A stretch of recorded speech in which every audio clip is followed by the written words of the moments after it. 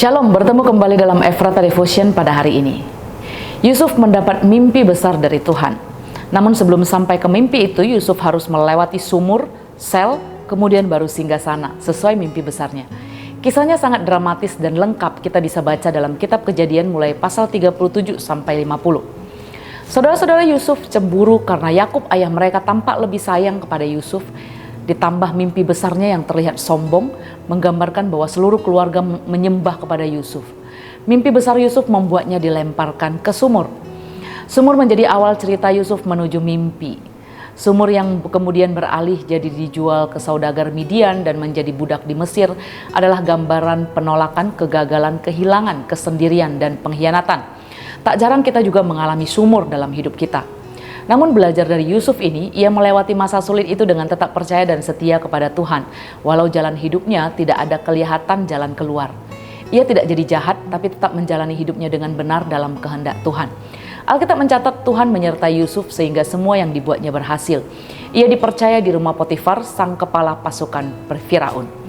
Dalam sumur kehidupan, karakter Yusuf diuji dan dibentuk sebelum sampai ke singgasana. Bahkan saat ia berupaya hidup benar dan menolak tawaran istri Potifar, itu membuatnya malah kelihatan jatuh lebih dalam ke sel penjara dengan tuduhan palsu. Sel penjara bisa menggambarkan penjara pikiran yang mungkin saja melemahkan kita untuk sampai kepada tujuan. Bisa saja kebencian, dendam, ketidakberhargaan, merasa gagal, dan yang lainnya. Namun Yusuf tetap juga mendapat kepercayaan kepala penjara. Bahkan setelah membantu dan minta tolong kepada juru minum raja, ia dilupakan. Sampai akhirnya Yusuf berakhir di singgasana sesuai mimpi besarnya. Bahwa ia dihormati bukan hanya keluarganya, tapi seluruh Mesir dan semua orang yang datang ke Mesir bersujud kepadanya. Yusuf memimpin Mesir setelah melewati masa sumur dan sel penjara yang membentuk dan mengasah karakternya untuk tetap percaya dan setia sebagai budak dan tahanan, tetap benar menghadapi godaan istri Potifar, tetap setia walau rasanya tidak ada jalan keluar.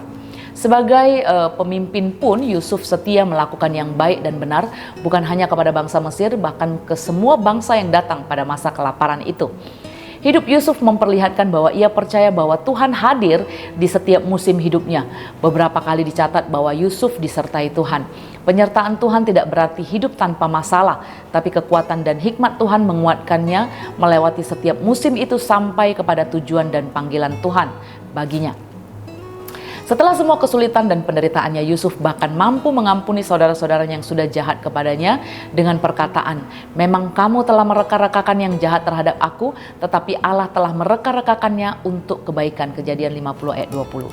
Yusuf setia dalam keadaan susah dan juga tetap dapat dipercaya dalam keadaan yang sukses. Kuncinya tetap percaya dan setia kepada kehendak dan jalan Tuhan. Roma 8 ayat 28, kita tahu sekarang bahwa Allah turut bekerja dalam segala sesuatu untuk mendatangkan kebaikan bagi mereka yang mengasihi Dia, yaitu bagi mereka yang terpanggil sesuai dengan rencana Allah. Bagaimana dengan kita hari ini? Mungkin ada di antara kita sedang berada pada fase sumur, atau fase sel penjara, ataukah di fase singgasana. Belajar dari Yusuf, kiranya di setiap musim hidup kita, masa sulit, baik-baik saja, atau pada masa-masa keberhasilan, kita tetap adalah orang-orang yang dapat dipercaya dan setia melakukan kebenaran sesuai kehendak Tuhan dalam meraih mimpi maupun menjalankan panggilan hidup kita. Tuhan menolong kita, mari kita berdoa. Tuhan, kami rindu, kami juga mau dibentuk dalam setiap hal, dalam setiap peristiwa di hidup kami. Kami rindu Tuhan, kami dapat melihatnya dengan cara Tuhan, sehingga kami mau tetap setia, kami tetap mau belajar untuk dapat dipercaya, sehingga apapun yang terjadi dalam hidup kami, Tuhan Engkau tetap menyertai kami seperti Engkau menyertai Yusuf.